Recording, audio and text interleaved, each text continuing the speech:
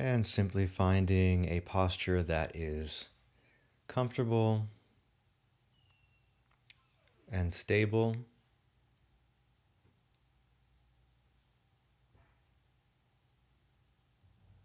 where you can be still for about 20 to 25 minutes.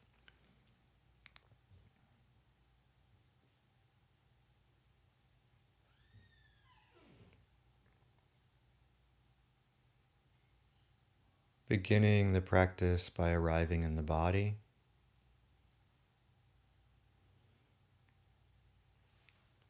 If you're sitting, the spine is upright.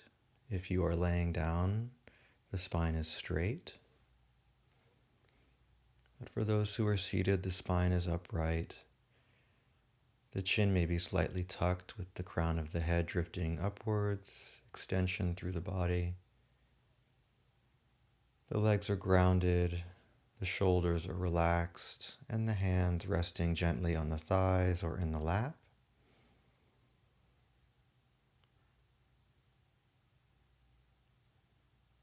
And bringing attention to the breathing and the body.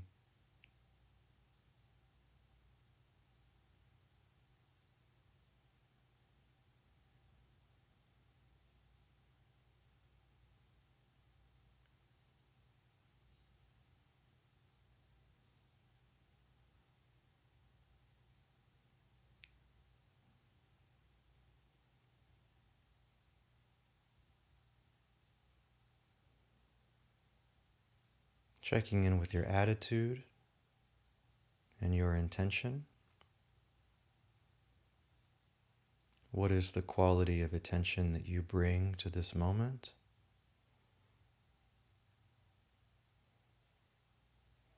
And what is most important in this moment?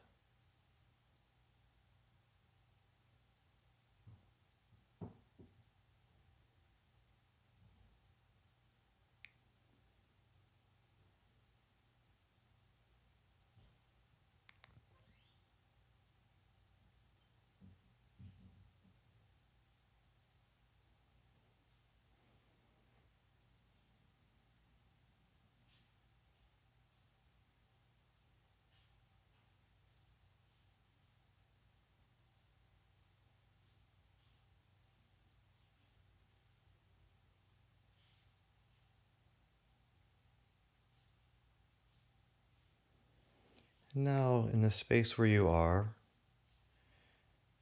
bring your awareness to any sounds in your room,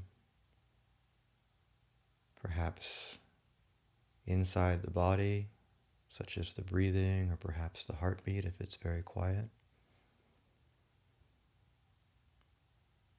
Perhaps sounds outside of the building you're in or inside, in this room or the next room.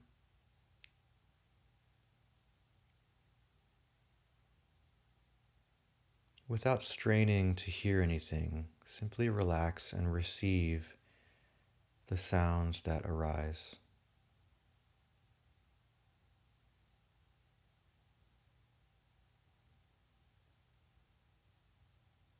If the mind has any inclination to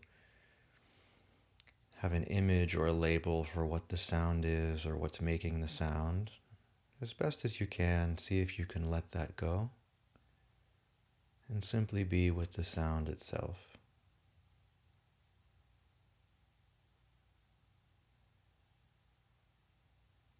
Mindful of sounds as they arise and pass.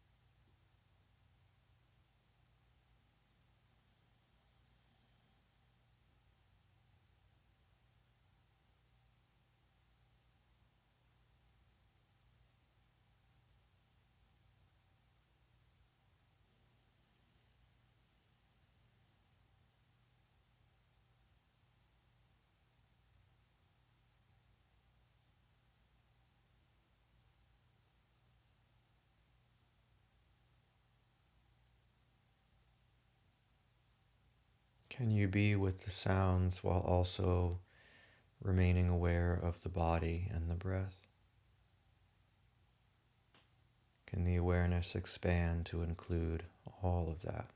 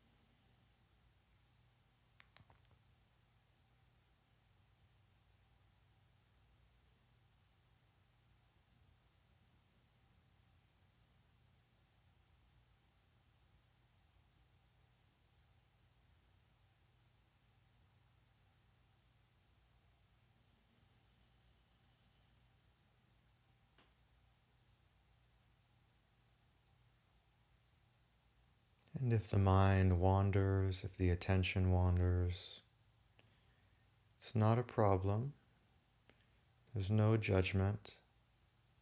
Simply return in an easy and self-encouraging way to the object of your meditation.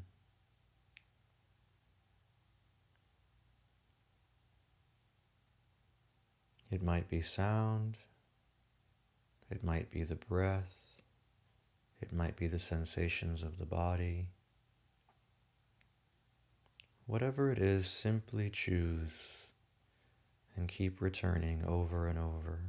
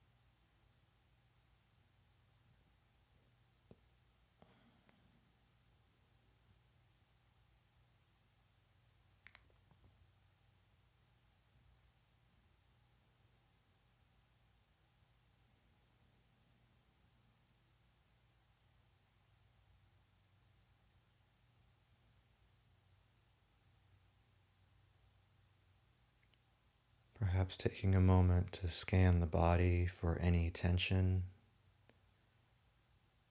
that may still remain.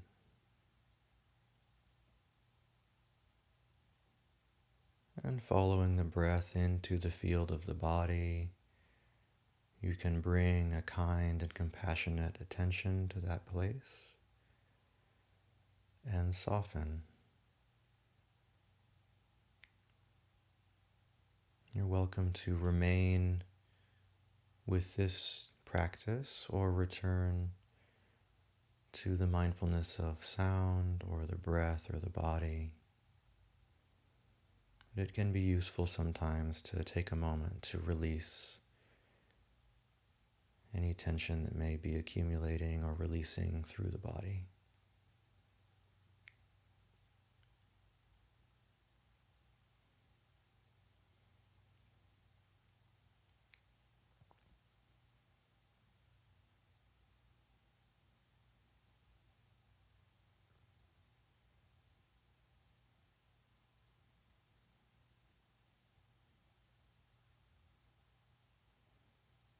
There is nowhere to go. There is no goal other than awareness in the present moment, fully arriving here and now.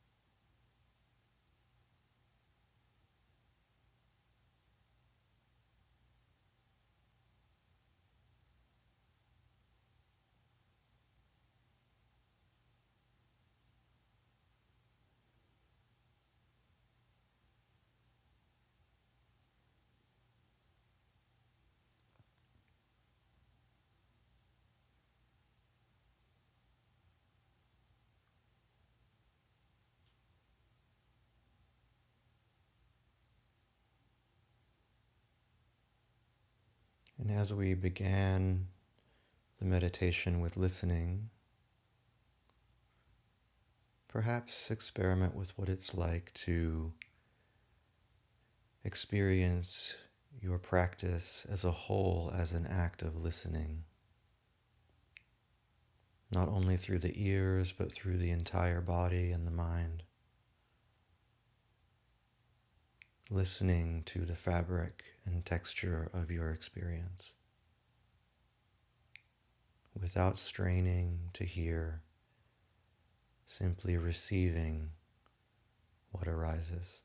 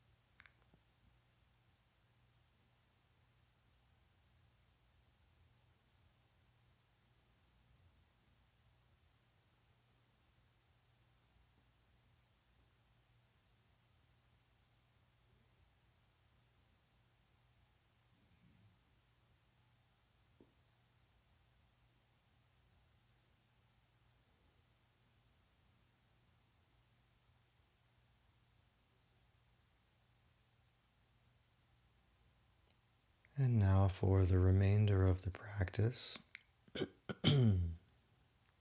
if you wish, you can consider what within you most wants to be heard, whether in the body or the mind or the emotions, the feelings. What within your experience most longs to be heard?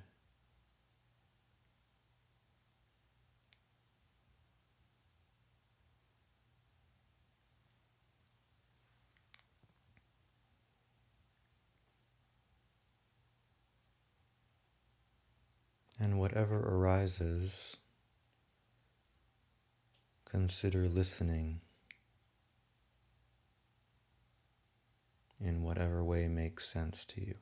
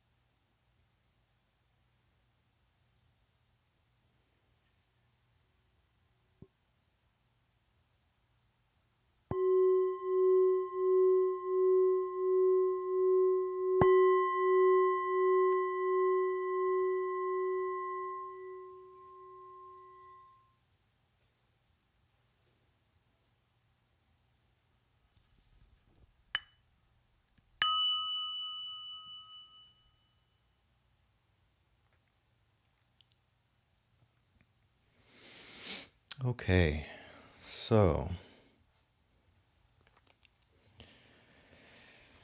today I'd like to talk about compassionate communication.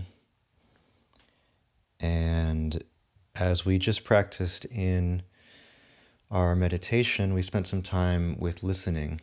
So to begin, let's see where I can put this paper. I'm going to try to get fancy on y'all and do some screen sharing.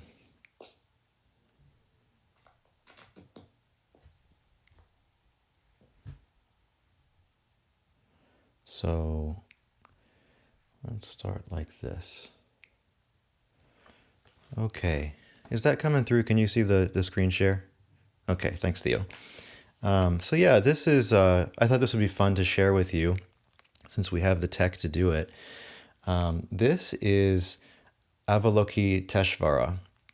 And Avalokiteshvara is a Buddha, a great bodhisattva actually, who he is famous for listening to the cries of the world.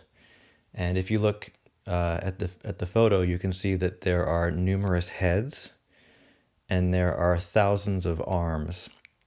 And the meaning behind this is that he can see in all directions and hear in all directions. And then each of his hands is serving to relieve the suffering of all sentient beings everywhere throughout the universe. So there's a few images of Avalokiteshvara. This is one, looks like it's from North India or Tibet. And in this one, you can see the eyes inside of the hands, showing how this bodhisattva is able to see and hear everywhere and respond. The Dalai Lama is actually believed by the Tibetan practitioners to be an embodiment of Avalokiteshvara.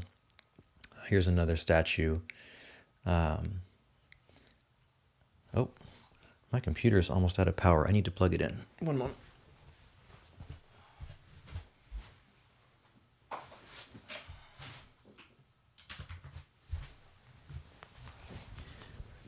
So yeah, here's another picture. What's interesting about Avalokiteshvara is that as time went on, it seems that this character originated in North India, North or Central India, but over time, as Buddhism spread north into Nepal, China, and then especially east towards Japan, Korea, this character changed into Kuan Yin. And Kuan Yin, there was an intermediate stage where there were both depictions that were male and also female, somewhere in the middle, or kind of a hermaphroditic Kuan Yin. This one's seems like it's about in the middle. And then finally a transfer to a more female form, like this. So this is Kuan Yin, who not only hears the cries of the world, but has this vase in her hand of the healing waters of compassion. So if you go to Magnolia Grove, which is a Thich Nhat Hanh retreat center in Mississippi, there's a beautiful statue there of Kuan Yin. I don't have a picture of it today, though. Maybe another time. But this is Kuan Yin. I thought I just wanted to share that with you since we're talking about deep listening. So I think I have some quotes in here. Here's Thich Nhat Hanh on deep listening. Deep listening simply means listening with compassion, even if the other person is full of wrong perceptions, discrimination, blaming, judging, and criticizing. You are still capable of sitting quietly and listening without interrupting, without reacting. Because you know that if you can listen like that, the other person will feel enormous relief. You remember that you are listening with only one purpose in mind, to give the other person a chance to express themselves.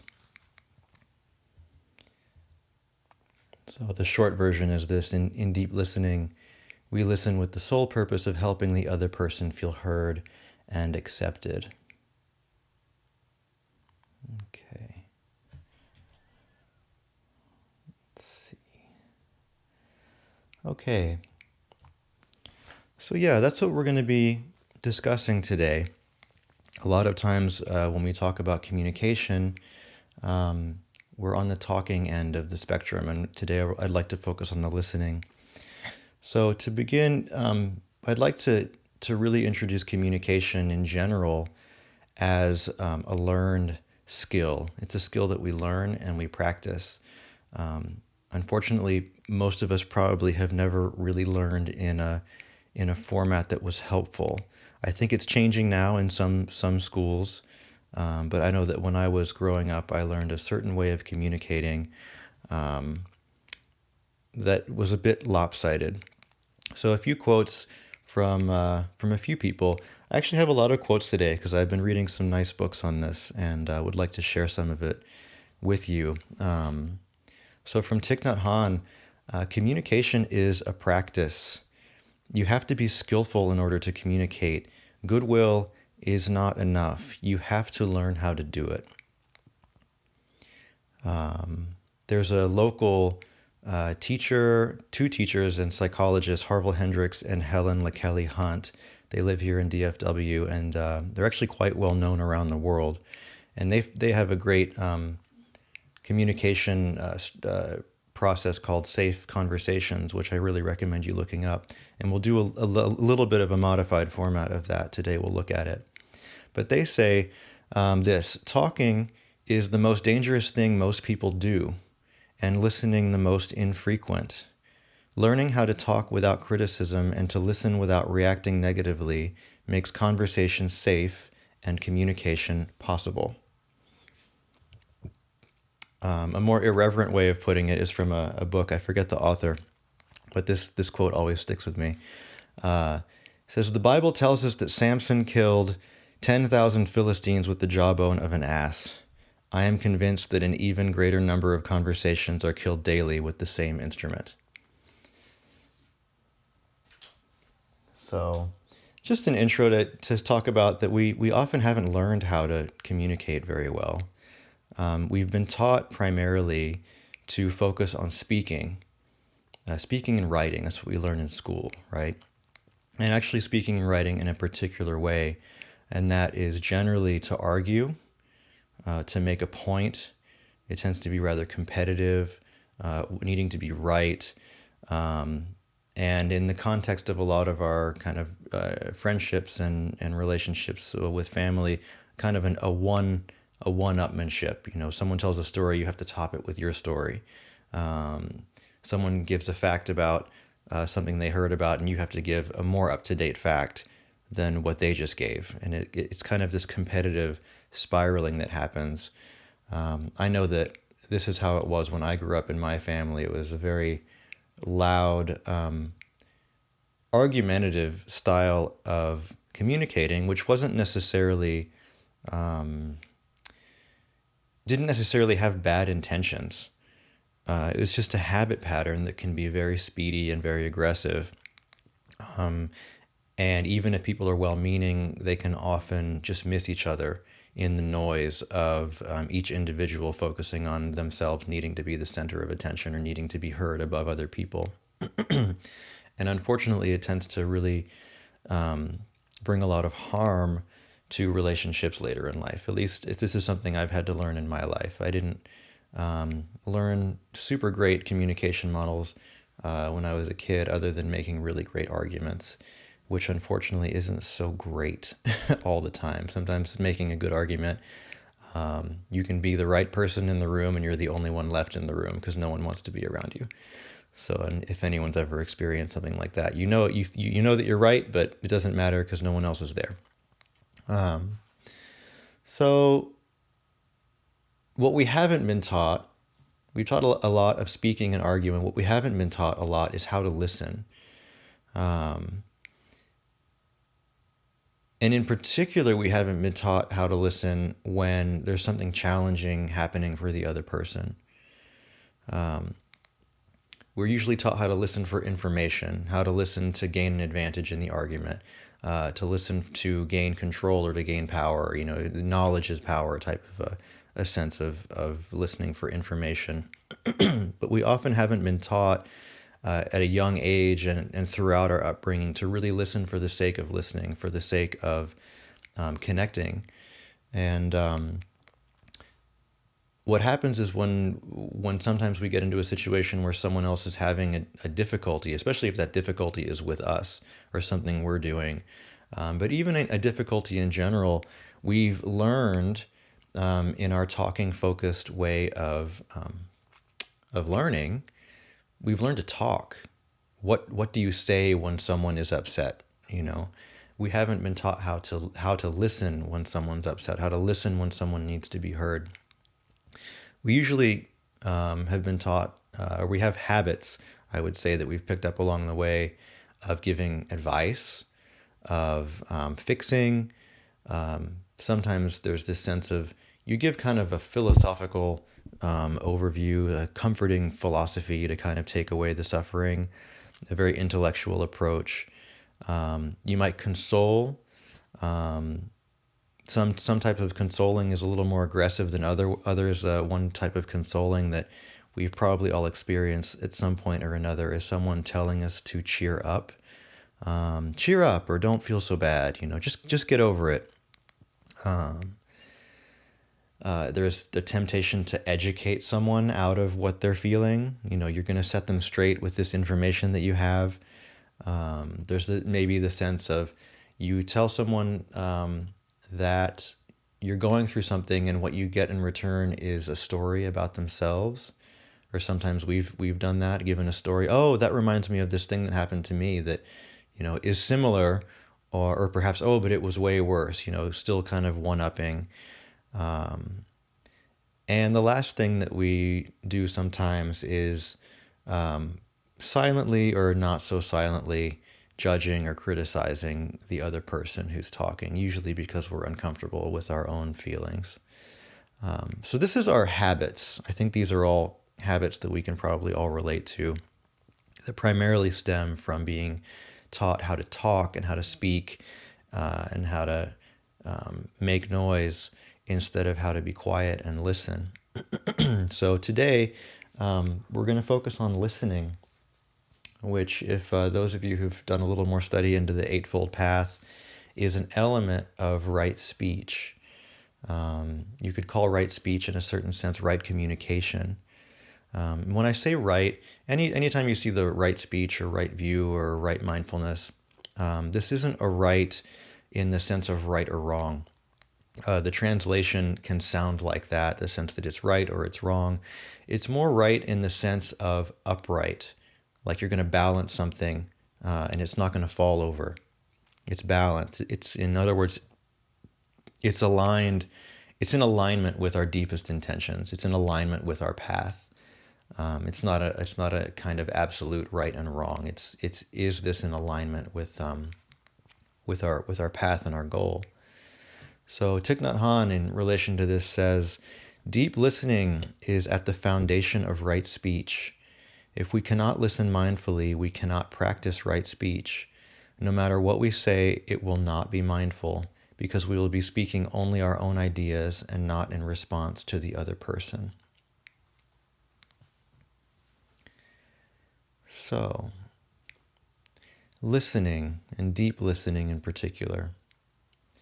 Let's begin with considering where the word listen comes from. We say it all the time. We often don't know where the words that we speak, the history of them. And listening actually means to list. Listing is kind of veering to one side or leaning. You're leaning when something is listing. A boat on the ocean can list back and forth. So listen is connected to the idea of leaning. So if you're intent on understanding someone, you might actually physically lean towards them, or be inclined mentally and emotionally to better understand their point of view. So this is the kind of listing or listening that we're implying with that word. And the opposite of listening can be listless. So when we're listless, we're kind of indifferent. We're not inclined to lean in and understand. We could kind of care less, like, okay, well, whatever. So when we're talking, we're usually along the spectrum of listless to listening. And the encouragement is to move towards the listening as we practice. So a few more things from Thich Nhat Hanh, because he says things quite well. Deep listening nourishes both the speaker and the listener. Deep listening, compassionate listening, is not listening with the purpose of analyzing or even uncovering what has happened in the past. You listen first of all in order to give the other person relief, a chance to speak out, to feel that someone finally understands him or her. Deep listening is the kind of listening that helps us to keep compassion alive while the other speaks, which may be for half an hour or 45 minutes. During this time, you have in mind only one idea, one desire: to listen in order to give the other person the chance to speak out and suffer less. This is your only purpose. Other things like analyzing, understanding the past can be a byproduct of this work, but first of all, listen with compassion. So, deep listening, I'd like to add, isn't just for suffering. Deep listening also lets us attune to the joy in the other person as well. So it becomes particularly crucially important when someone's having a hard time. But the skill of deep listening can be applied in joyful scenarios as well, and can be really enriching. So what are the elements of mindful listening, of deep listening? And the first is mindfulness. So mindfulness begins, of course, with ourselves. And we think our mindfulness practice on the cushion is, sometimes it's tempting to think it's compartmentalized away from the rest of our life. But practicing with ourselves on the cushion and also off the cushion in moment-to-moment awareness, that's the only thing. Mindfulness and mindful awareness is the only thing that really keeps us in touch with our own hearts and minds. It needs to be an intentional turning towards remaining aware of what's going on with us. Otherwise, our attention can become scattered to all kinds of things in the external world.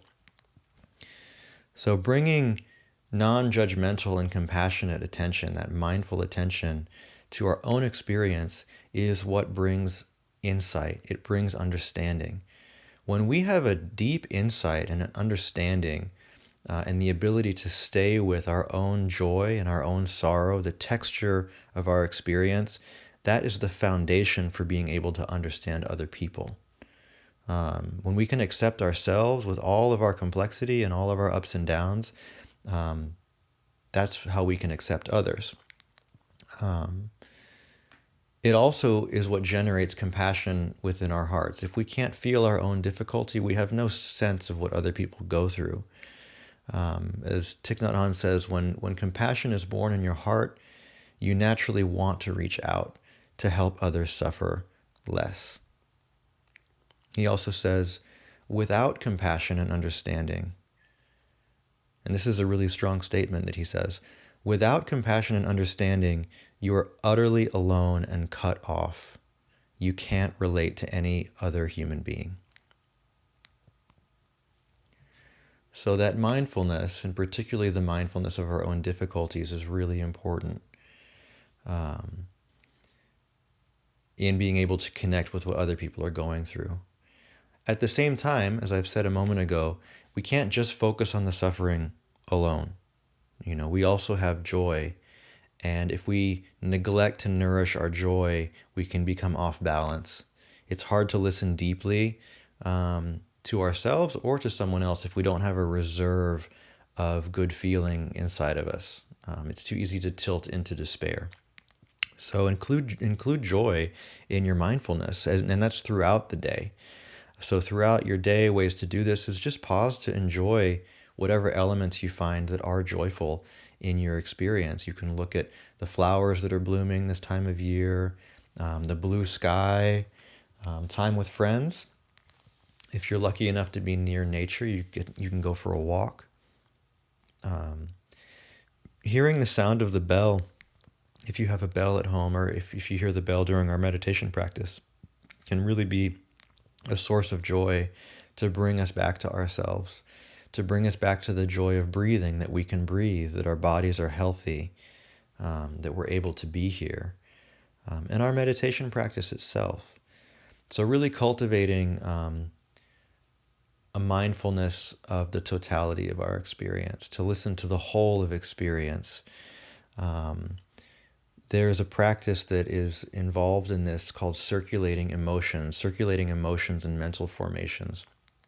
So you may have heard from other talks the idea that the mind is metaphorically composed of layers. There's a store consciousness that contains all the potential seeds of what we can experience in emotion, in mental states and thoughts, and they lie dormant in store consciousness. We all have all the seeds. We have seeds of joy, seeds of anger, seeds of frustration, seeds of lightheartedness, seeds of curiosity, and they're all stored up in store consciousness. And all of them bubble up to the surface. They come into mind consciousness to be witnessed. And when we witness them in a mindful awareness that is non-reactive, they can cool and return calmly to the store consciousness. And Thich Nhat Hanh refers to this as circulating the emotions, or circulating the mental formations. That in our practice, we notice that things come up into awareness, and it's important that they come up. It's important to see them, whether pleasant or unpleasant, whether joyful or sorrowful, whether angry or tranquil. To let everything circulate, not to react, not to respond from it, not to be controlled by it, but to bear witness to what is within our hearts. And being able to be with all of this is what gives us understanding and insight and compassion, not only into what we experience, but into what everyone experiences. So when someone has a difficult feeling they want to share, it's not a completely foreign territory that we're terrified of. We've been with it before, and we've been with it very intimately within our own minds and bodies and hearts. So an encouragement when you meditate to maybe take some time to see what's in there, to listen. Is there something I'm not paying attention to? Even it could be joyful, it could be difficult, but to bring it up and look at it and let it go back down. And lastly, mindfulness also includes silence, the stilling of the thought process and the stilling of words, that there's a listening that goes beyond words. And some of our deepest understanding actually arises from the silence that emerges in our practice, or which we come into contact with through our practice. Being able to rest in a deep silence internally while listening to someone else is an incredibly deep form of listening, and a very deep meditation that you can do in relationship with another person. So, the deeper our mindfulness, the deeper our concentration. And the deeper our concentration, the more we can resonate and be present with the joy and the sorrow that someone else is communicating. So if we do get nervous being with someone who's expressing challenging feelings or difficult feelings, Thich Nhat Hanh has this to say about it. If you keep compassion alive in you while listening, then anger and bitterness cannot arise. Otherwise, the things he says, the things she says, will touch off your irritation, anger, and suffering. Compassion alone can protect you from becoming irritated, angry, or full of despair. And practically how to do this, he says, mindful breathing generates the energy of mindfulness. Mindful breathing keeps your basic desire alive, the desire to help the other person speak out. When the other person speaks, his words might be full of bitterness, condemnation, and judgment. These words might touch off suffering in you, but if compassion is kept alive in you through the practice of mindful breathing, you are protected. You're capable of sitting there and listening for 1 hour without suffering. Your compassion will nourish you. Know that you are helping the other person to suffer less.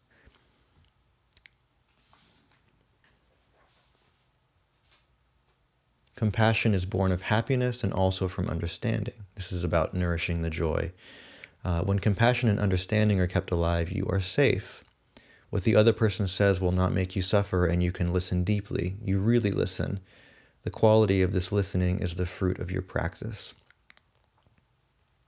So, what are some of the qualities? I'm going to give a few of the qualities of deep listening and then kind of give an overview of a practice. The qualities of deep listening, as we've said already, are mindful awareness. That's also the awareness of your intention.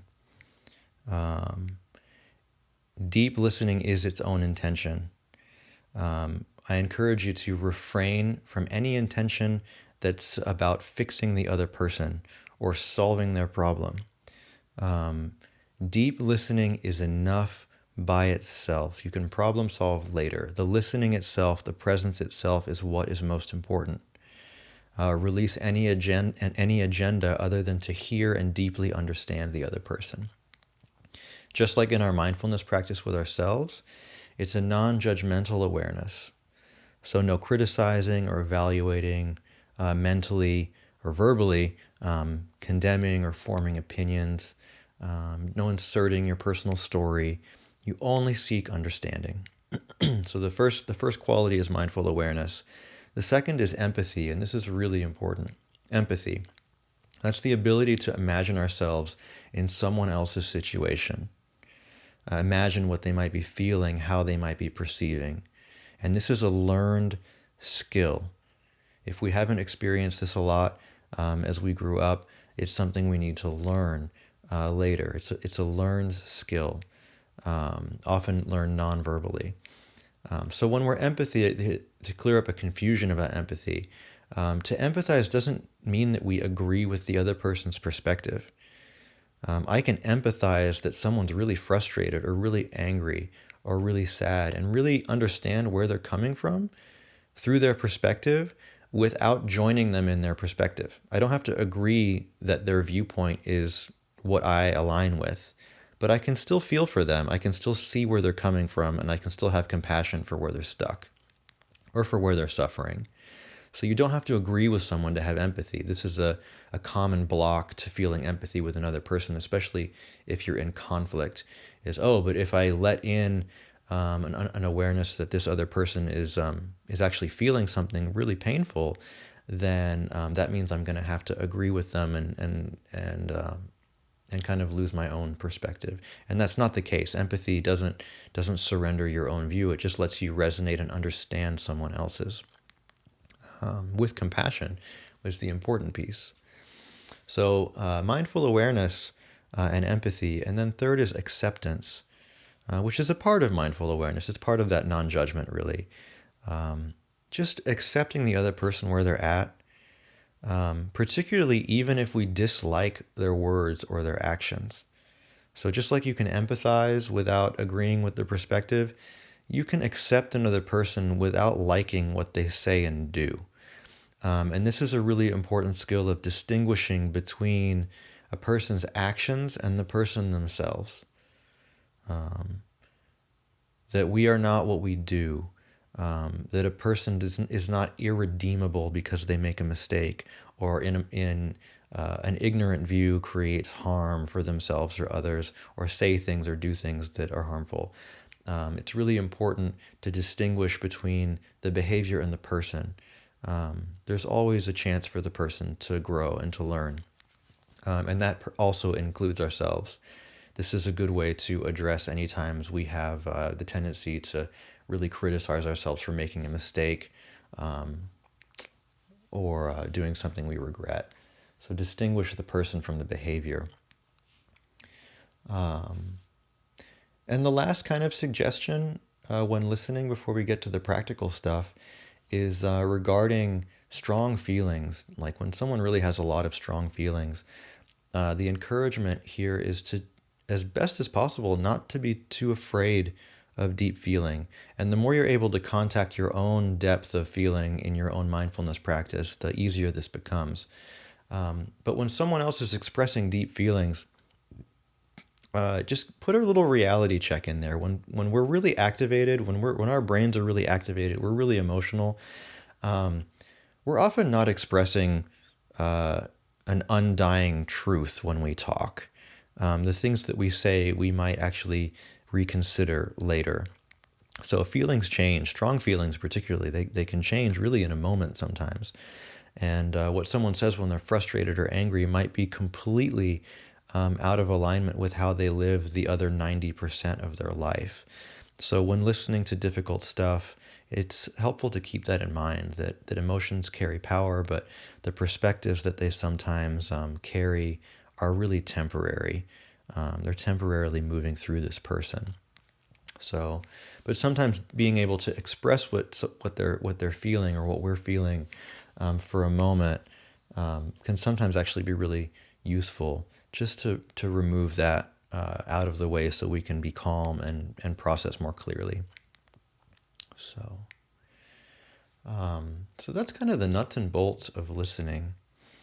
I'm going to give a practice now, and the practice is a little bit has quite a lot of components. So what I recommend is to just listen and let it flow through your mind. You can resonate with what you resonate with and absorb what you can absorb. It's kind of a summary overview. This is a practice that I'm happy if any of you are interested later to do a separate session to really go into the details of how to do it and go through some practices with each other to really test it out. If deep listening is something you want to explore in your practice more, just let me know, and I'm really, really happy to meet with y'all whenever to do that. But here's the summary of the practice. And this practice is it's derived from the work of Harville Hendricks and Helen LaKelly Hunt, as well as inserting a few things that I found useful from sources like nonviolent communication and some other teachers that I've studied. Communication's been something I've been really interested in most of my life, probably because I've had so much trouble with communication in such certain areas of life. So here's a little bit of things that I found really helpful when I can remember to practice them. And I'll try to use these slides with the screen sharing. Maybe this will work.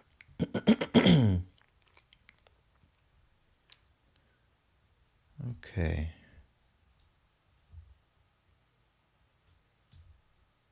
Okay, so the first step in practicing listening, a deep form of listening, is of course intention. Intention's essential to our meditation practice. It's essential to our life. So establish the intention to listen deeply. It sounds kind of almost irrelevant, but it really is important to enter into a conversation with this intention. So number two is to make an appointment, not only for yourself, but for the other person. So if you're the one asking to be heard, make an appointment because they might not be ready in that moment. This is something I really have to practice a lot. I kind of just start talking and I'm learning how to make an appointment or ask if it's a good time. Just saying, hey, is it a good time to talk? And if not, when is a good time? It really helps a lot. What's important when you're listening is make an appointment where certain conditions are present for you. And those conditions are that you're relaxed and you're fully present. You're really relaxed and you're present. And just as important, when you're listening to another person, you need to make sure that you can do that when you can temporarily set aside self-concern, and you can listen to the concerns of the other person. So if you're really only listening for what could be useful to you or how you could get something out of this person or get something from the situation or prove that you're right or solve a problem or get something for yourself, that's really going to impede your ability to listen. You're going to be kind of in an echo chamber of your own perspective. So set aside self-concern and really just listen to the other person. Another step is to establish presence. This is a quick step usually. So just realize you're with the other person. Some eye contact if you're in the same room. If you're on the phone, just kind of a silent moment together to breathe. And maybe a verbal check-in. Just verbally check in. Hey, are you here? I'm here with you. I'm glad to be here. I'm ready to listen.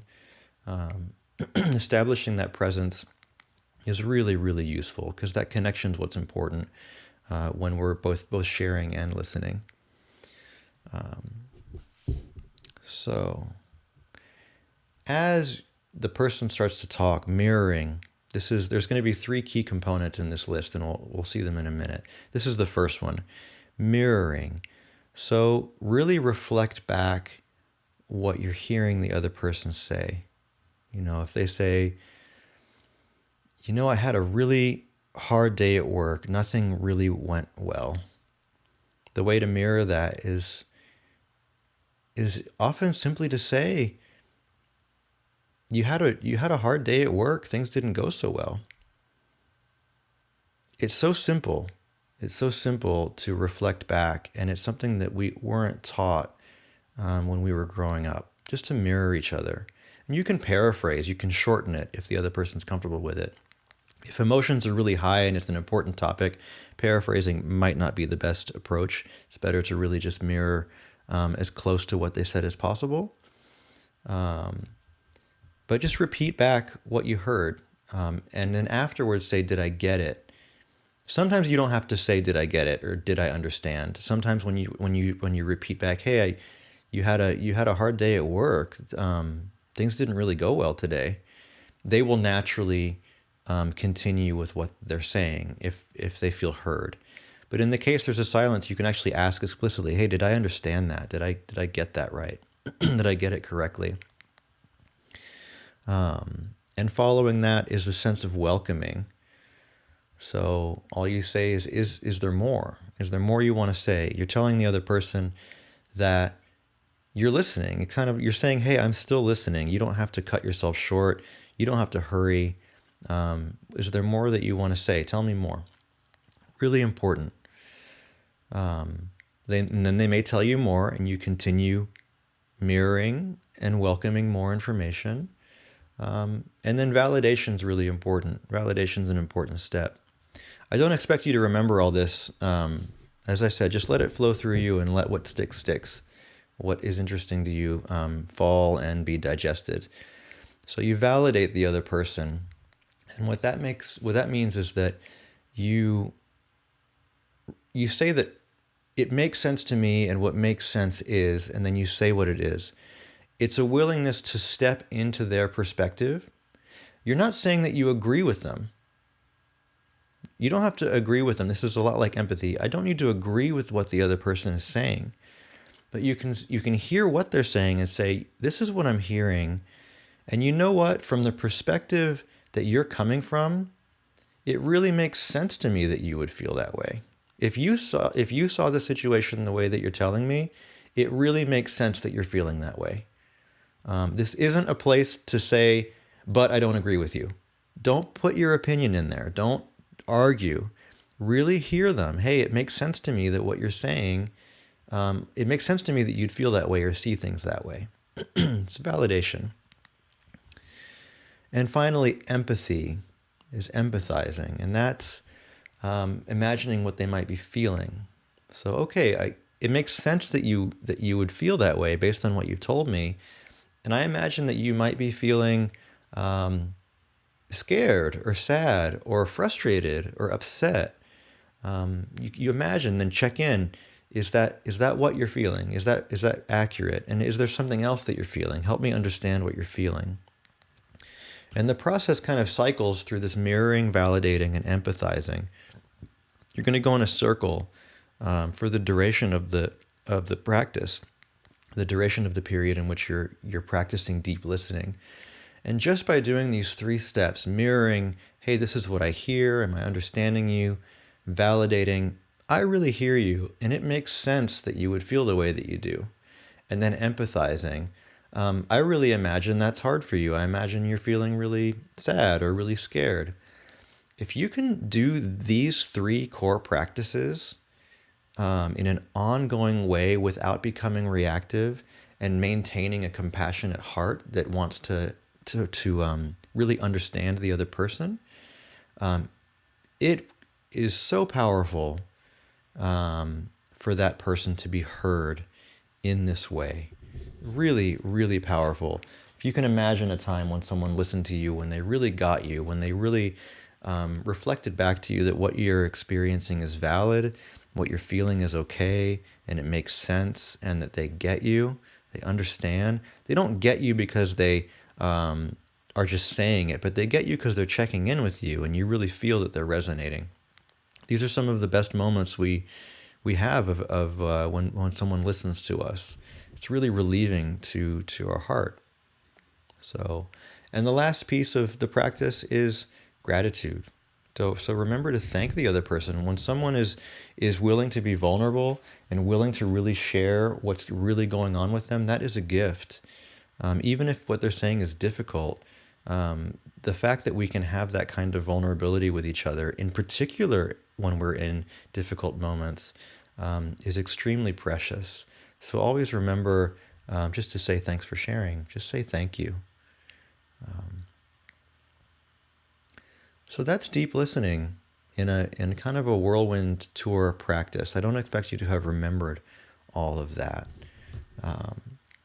but I think that's enough for now. We can talk about it in our discussion now.